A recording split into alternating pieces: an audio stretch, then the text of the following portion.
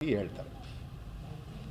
ಮೂರನೇದು ಪಾಪ ಕುಮಾರಸ್ವಾಮಿಯವರು ಹತಾಶರಾಗ್ಬಿಟ್ಟಿದ್ದಾರೆ.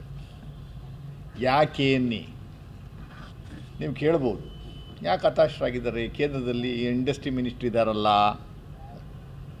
ನಾಮಕಾವಸ್ಥೆಗೆ HD ಕುಮಾರಸ್ವಾಮಿ ಅನ್ನುವಂಥ ಹೆಸರಿನಲ್ಲಿ ಇಂಡಸ್ಟ್ರಿ ಮಿನಿಸ್ಟ್ರಿ ಕೊಟ್ಟವ್ರು ಅಷ್ಟೇ. ಒಂದು ಫೈಲು ಅವ್ರ ಹತ್ರ ಬರ್ತಾ ಇಲ್ವಂತೆ, ಕಳಿಸ್ತಾ ಇಲ್ಲ. ಎಲ್ಲ IASನವ್ರು ಮಾಡ್ತಾವ್ರೆ.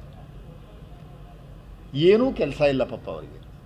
ಸೊ ದಿನ ಬೆಳಗ್ಗೆ ಬಂದು ಮಾಧ್ಯಮಗೋಷ್ಠಿ ಮಾಡಿ ಸುಳ್ಳನ್ನು ಹೇಳುವಂಥದ್ದು. ಪಾಪ BJPಯವರು 3-4 PhD ಮಾಡಿದ ಸುಳ್ಳು ಹೇಳೋದ್ರಲ್ಲಿ ಪಾಪ ಇತ್ತೀಚಿನ ದಿನಗಳಲ್ಲಿ ಕುಮಾರಸ್ವಾಮಿಯವರು ಅವ್ರಿಗಿನ್ನ 2 ಪಟ್ಟು ಜಾಸ್ತಿ ಮಾಡೋರು. 5-6 PhD ಮಾಡಿಬಿಟ್ಟವ್ರೆ. ಇಡೀ ದೇಶಾದ್ಯಂತ ಎಲ್ಲೆಲ್ಲಿ ಯೂನಿವರ್ಸಿಟಿಗಳಿದ್ದಾವೆ ಅಲ್ಲೆಲ್ಲವನ್ನು PhD. ಯಾವುದರಲ್ಲಿ? ಸುಳ್ಳು ಹೇಳೋದ್ರಲ್ಲಿ. ಸುಳ್ಳನ್ನು ನೆತ್ತಿ ಮೇಲೆ ಹೊಡೆದಂಗೆ ಹೇಳ್ತಾರೆ. ಪೋಸ್ಟ್ ಮಾರ್ಟಮ್ನ 2 ಸರಿ ಮಾಡಿಬಿಟ್ಟವ್ರೆ ಅಂತ ನನ್ನಿಂದ ಪಾಪ ಬಡ್ಕತ್ತವ್ರೆ. ಪೋಸ್ಟ್ ಮಾರ್ಟಮ್ನ 2 ಸರಿ ಮಾಡುವಂಥ ಉದ್ದೇಶ ಅದು ಏನು ಅನ್ನುವಂಥದ್ದು ಕುಮಾರಸ್ವಾಮಿ ಹೇಳಬೇಕು. ಆಯಿತು, ಪೋಸ್ಟ್ ಮಾರ್ಟಮ್ನ 2 ಸರಿ ಮಾಡಿದ್ದಾರೆ ಅಂತಲೇ ಇಟ್ಕೊಳ್ಳಿ. Medically suppose in case if they have any doubts, doctors can go for post mortem once again. ಗುಂಡಿ ತೋಡಿ ಊತ ಮೇಲೆ ಏನೋ ಡೌಟ್ ಬಂದ್ರೂ ಕೋರ್ಟ್ ಆದೇಶದ ಮೇರೆಗೆ ಎಣ ತೆಗೆದು, ವಾಸನೆ ಬರುವಂಥ ಎಣ ತೆಗೆದು ಇನ್ನೊಂದು ಸರಿ ಪೋಸ್ಟ್ ಮಾಡಿರುವಂಥದ್ದು ನಾವು ಕಾಣ್ತಾ ಇದ್ದೀವಿ.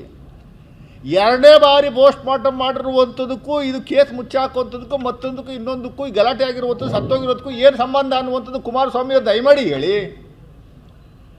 2 ಬಾರಿ ಮುಖ್ಯಮಂತ್ರಿಗಳಾಗಿದ್ರಲ್ಲ ನೀವು. ಏನು ಪದೇ ಪದೇ ಸುಳ್ಳನ್ನು ಹೇಳಿ ಹೇಳಿ ಹೇಳಿ ಈ ಜನಗಳಿಗೆ ಯಾವ ರೀತಿ ದಿಕ್ಕು ತಪ್ಪಿಸ್ತಾ ಇದ್ದೀರಾ ಅನ್ನುವಂಥದ್ದು ಅರ್ಥ ಆಗ್ತಾಯಿಲ್ಲ. ಏನು ನಿಮ್ಮದು ಸಮಸ್ಯೆ ಏನು ರೀ? What is your problem? Legally definitely legal action will be initiated. ಯಾರೇ ಆಗಿದ್ದರೆ ಏನು ಎತ್ತ ಅನ್ನುವಂಥದ್ದು ಡೆಫಿನೆಟಾಗಿ ಮುಲಾಜಿಲ್ಲದೆ ಮಾಡುವಂಥ ಕೆಲಸವನ್ನು ನಾವು ಮಾಡ್ತೀವಿ. ಪಾಪ ಅವರು 1 ವಾರದಿಂದ ನಿರಂತರವಾಗಿ ಹೇಳ್ತಾವ್ರೆ, ಕರ್ನಾಟಕ ರಾಜ್ಯದಲ್ಲಿ ಸಿದ್ದರಾಮಯ್ಯ ಮುಖ್ಯಮಂತ್ರಿಗಳಾದ ಮೇಲೆ 2000 ಒಟ್ಟು ಸೂಸೈಡ್ ಆಗಿರುವಂಥದ್ದು ರೈತರದು. ಒಟ್ಟು ಸೂಸೈಡ್ ಆಗಿರುವಂಥದ್ದು 2800 ಸೂಸೈಡ್ ಮಾಡ್ಕೊಂಬಿಟ್ಟವ್ರೆ. ಅತಿ ಹೆಚ್ಚಿನ ಸಂಖ್ಯೆಯಲ್ಲಿ ಸೂಸೈಡ್ ಆಗೋಗಿದ್ದಾವೆ. ಏನು ಸಿದ್ದರಾಮಯ್ಯವ್ರ ಮುಖ್ಯಮಂತ್ರಿ 2ನೇ ಬಾರಿ ಆದ ಮೇಲೆ ಪಾಪ ಹೊಟ್ಟೆ ಕಿವುಚ್ಕೊಂತವ್ರೆ. ಹೊಟ್ಟೆ ಒಳಗಡೆ ಬೆಂಕಿ ಹತ್ಕೊಂಡು ಉರಿತಾ ಇದೆ. ತಡಿಯೋಕ್ಕೆ ಆಗ್ತಾಯಿಲ್ಲ. ಆಯಿತು, ಕುಮಾರಸ್ವಾಮಿ ಅವರೇ ಅದೇನು ಅನ್ನುವಂಥದ್ದನ್ನ ನ್ಯಾಷನಲ್ ಕ್ರೈಮ್ ಬ್ಯೂರೋ ಆಫ್ ಡಿಪಾರ್ಟ್ಮೆಂಟ್ನವರು NCRB ಅನ್ನುವಂಥದ್ದು ಏನು ಮಾಹಿತಿಯನ್ನು ಕೊಟ್ಟಿದ್ದಾರೆ. ನಾನು ತಮ್ಮ ಮೂಲಕ ನಿಮ್ಮ ಪೀರಿಯಡಲ್ಲಿ BJP ಪೀರಿಯಡಲ್ಲಿ ಎಷ್ಟು ಸೂಸೈಡ್ ಆಗಿದ್ದು ಅನ್ನುವಂಥದ್ದು ನಾನು ಹೇಳ್ತೀನಿ. 2018ರಿಂದ 2023ರವರೆಗೆ BJP ಪ್ಲಸ್ JDS ಇಬ್ಬರು ಇದ್ದ ಸಂದರ್ಭದಲ್ಲಿ ಒಟ್ಟು ನಮ್ಮ ರಾಜ್ಯದಲ್ಲಿ ಆದಂಥ ಸೂಸೈಡ್ಸ್, ರೈತರ ಸೂಸೈಡ್ಸ್ 5341. 5341 23ರವರೆಗೆ ನಮ್ಮ ರಾಜ್ಯದಲ್ಲಿ ರೈತರ ಆತ್ಮಹತ್ಯೆ 5341. ನಾನು ಕೊಡುವಂಥದ್ದಲ್ಲ, national crime records bureau NCRB ಅಂತ ಒಂದು ಸಂಸ್ಥೆ ಏನಿದೆ, ಆ ಸಂಸ್ಥೆಯನ್ನು ಕೊಟ್ಟಿರುವಂಥದ್ದೇ. ನ್ಯಾಷನಲ್ ಇದು ಕೇಂದ್ರ ಸರ್ಕಾರದ ವ್ಯಾಪ್ತಿಗೆ ಬರುವಂಥದ್ದು. ಇದರಲ್ಲಿ ಅಂಕಿಅಂಶ ಕೊಡ್ತೀನಿ. 2023-24ರಲ್ಲಿ 1254 ಜನ ಸತ್ತರು. 24-25ರಲ್ಲಿ 1178. ಆಮೇಲೆ ಟಿಲ್ ಟುಡೇ 377. ಒಟ್ಟು 2809. ಸಿದ್ದರಾಮಯ್ಯನವರು ಕಾಂಗ್ರೆಸ್ ಪಕ್ಷ ಅಧಿಕಾರಕ್ಕೆ ಬಂದ ಮೇಲೆ 2.5 ವರ್ಷದಲ್ಲಿ 2809 ಸೂಸೈಡ್ಗಳಾಗಿದ್ದಾವೆ ಅಂತ ನ್ಯಾಷನಲ್ ಕ್ರೈಮ್ ರೆಕಾರ್ಡ್ಸ್ ಬ್ಯೂರೋ ಹೇಳಿರುವಂಥದ್ದು. ನಾನೀಗ ಹೇಳ್ತೀನಿ, ನಮ್ಮ BJP ಮತ್ತು JDS ಸರ್ಕಾರ ಇದ್ದ ಸಂದರ್ಭದಲ್ಲಿ HD ಕುಮಾರಸ್ವಾಮಿ 14 ತಿಂಗಳು ಕಾಲ ನಮ್ಮ ರಾಜ್ಯದಲ್ಲಿ ಮುಖ್ಯಮಂತ್ರಿಗಳಾಗಿದ್ದ ಸಂದರ್ಭದಲ್ಲಿ 1084 ಸೂಸೈಡ್ಗಳಾಗಿದೆ. ಆಮೇಲೆ 2000 ಡ್ಯೂರಿಂಗ್ 2023-24 ಡ್ರಗ್ಸ್. ಆಮೇಲೆ ಮಿಕ್ಕಿದ್ದು 3.5 ವರ್ಷದಲ್ಲಿ ಅವ್ರದ್ದು ಒಟ್ಟು ಜನಸಂಖ್ಯೆ 5341. 5340.